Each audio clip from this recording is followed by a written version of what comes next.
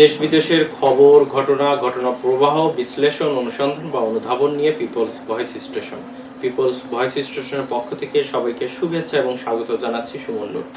বাংলাদেশের অন্তর্বর্তীকালীন সরকার প্রধান প্রফেসর ডক্টর মোহাম্মদ ইউনূস সম্প্রতি 4 দিনের সফর শেষ করে বাংলাদেশে ফিরেছেন।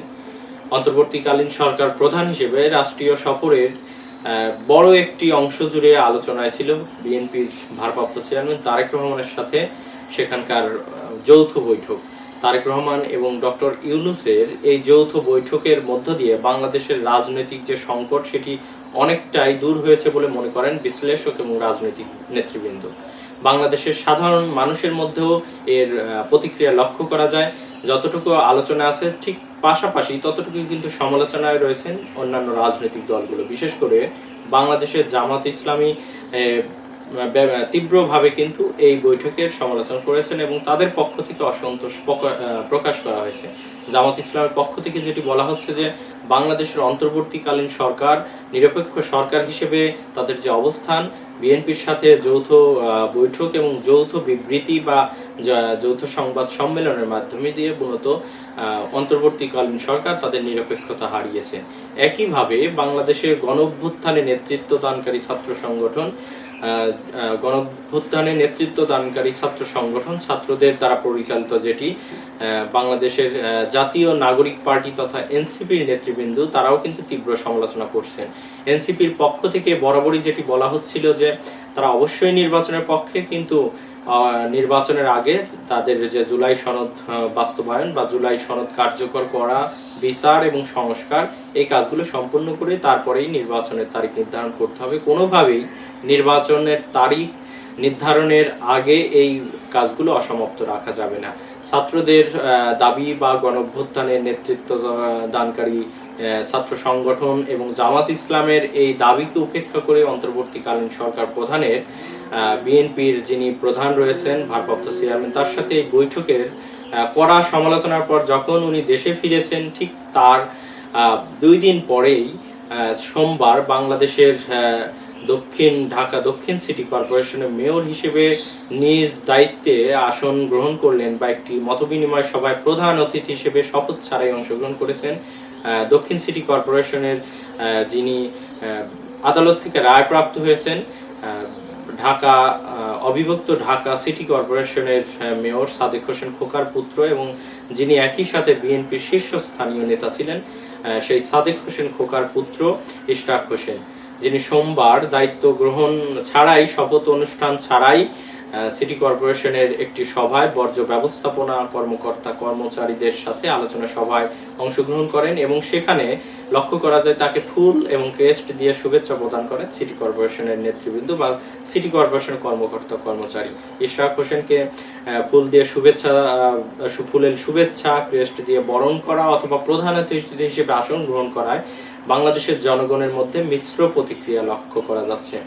বেশ কয়েকদিন যাবৎ বিএনপির কর্মী সমর্থক যাদের একাংশ ইশরাক হোসেনের সমর্থক তারা কিন্তু দক্ষিণ সিটি কর্পোরেশনের যে প্রধান ফটক সেখানে তালা ঝুলিয়ে দিয়েছেন এবং তারা সেখানে অবস্থান নিয়েছেন মেয়র হিসেবে ইশরাক হোসেনকে শপথ পাঠ করাতে।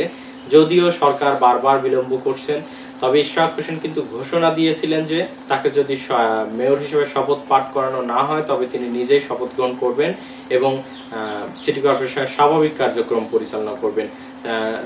ঢাকা দক্ষিণ সিটি কর্পোরেশনের মেয়র হিসেবে ইশরাক হোসেনের এই যে সেখানে অংশগ্রহণ করা আলোচনা সভায় প্রধান অতিথি হিসেবে এবং সেখানে মাননীয় মেয়র শব্দটিও কিন্তু লেখা আছে, যদিও তিনি মেয়র হিসেবে এখনো শপথ গ্রহণ করেননি। তবে প্রধান ফটকে তালাবদ্ধ রেখেছেন তার কর্মী সমর্থকেরা। তবে যারা সাপোর্টার তথা সমর্থক রয়েছেন তারা কিন্তু আন্দোলন চালিয়েই যাচ্ছেন। তবে ইশরাক হোসেন একটি সাংবাদিক সম্মেলনে যিনি ব্যক্ত করেছেন যে নাগরিকের যে সেবা সেটি স্বাভাবিক গতিতে চলতে থাকবে, প্রধান ফটক বন্ধ থাকবে এবং নাগরিকদের যেন কোনো সেবা গ্রহণের ক্ষেত্রে ব্যত্যয় না ঘটে সেক্ষেত্রে তারা আপ্রাণ চেষ্টা করবেন এবং ওনারা বলেছেন যে আমরা নাগরিকদের সেবা প্রদান বা নাগরিকদের সকল কার্যক্রম সিটি কর্পোরেশনের সকল কার্যক্রম স্বাভাবিক উনি রাখবেন বলে সাংবাদিকদের তিনি প্রকাশ করেছেন।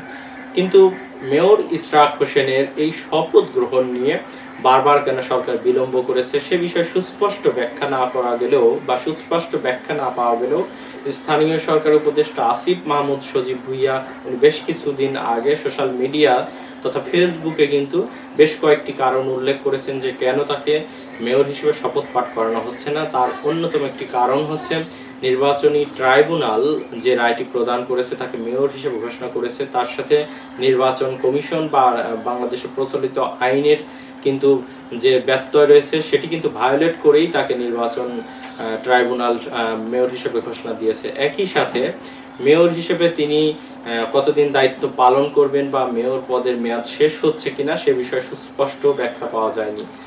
আবার আরেকটি কারণ উল্লেখ করেছেন সেটি হচ্ছে আইন মন্ত্রণালয়কে ওনারা জানতে চেয়েছেন মেয়র ইশরাককে শপথ পাঠ করানোর বিষয়ে কোনো বাধা, আইনি বাধা আছে কিনা সে বিষয়ে ব্যাখ্যা পাওয়া যায়নি বলেও তিনি কিন্তু এটি পেশ করেছেন বা প্রকাশ করেছেন।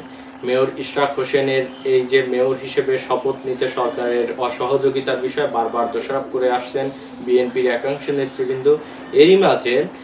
এরই মাঝে ইশরাক হোসেন তার কর্মী সমর্থকদের নিয়ে নিজ দায়িত্বে সোমবার সেখানে প্রধান অতিথি হিসেবে বা মেয়র হিসেবে অংশগ্রহণ করেছেন। বাংলাদেশের নাগরিকদের মধ্যে এর তীব্র প্রতিক্রিয়া লক্ষ্য করা যাচ্ছে। কেউ কেউ বলছেন যে বিএনপি ক্ষমতা গ্রহণের আগেই মেয়র হিসেবে দায়িত্ব গ্রহণ বা এটি আইনকে অমান্য করে তার ক্ষমতাকে হস্তগত করা বা জোরপূর্বক ক্ষমতা দখল, এটিও কেউ কেউ বলছেন।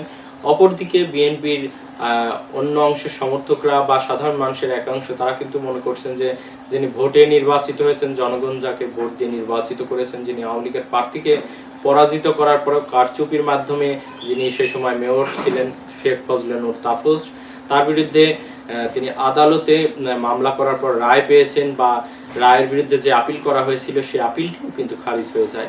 এত কিছুর পরেও মেয়র হিসেবে দায়িত্ব গ্রহণ করতে ওনার তো কোনো বাধা পাওয়ার কথা না, তারপরেও যেহেতু বাধা দিচ্ছেন সেই মূলত বাংলাদেশের যে অন্যতম বৃহত্তম দল বিএনপির পক্ষ থেকেও কিন্তু এই বিষয়ে সুস্পষ্ট বক্তব্য লক্ষ্য না করা গেলেও বিএনপির যে মহানগরের নেতৃবৃন্দ যার দক্ষিণ সিটি কর্পোরেশন বা দক্ষিণের যে নেতৃবৃন্দ আছেন তাদেরকে নিয়েই মূলত ইশরাক হোসেন ক্ষমতার যিনি চেয়ারে বসলেন।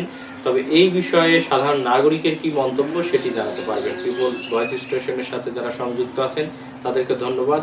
যারা এখনো সংযুক্ত হননি প্রতিদিনের বিভিন্ন ঘটনা বিশ্লেষণ শুনতে বা আপনার মন্তব্য জানাতে পারবেন কমেন্টস বক্সে, আপনি লিখতে পারবেন আপনার মতামত। একই সাথে যারা চ্যানেলটি এখনো সাবস্ক্রাইব করেননি তারা দয়া করে সাবস্ক্রাইব করবেন।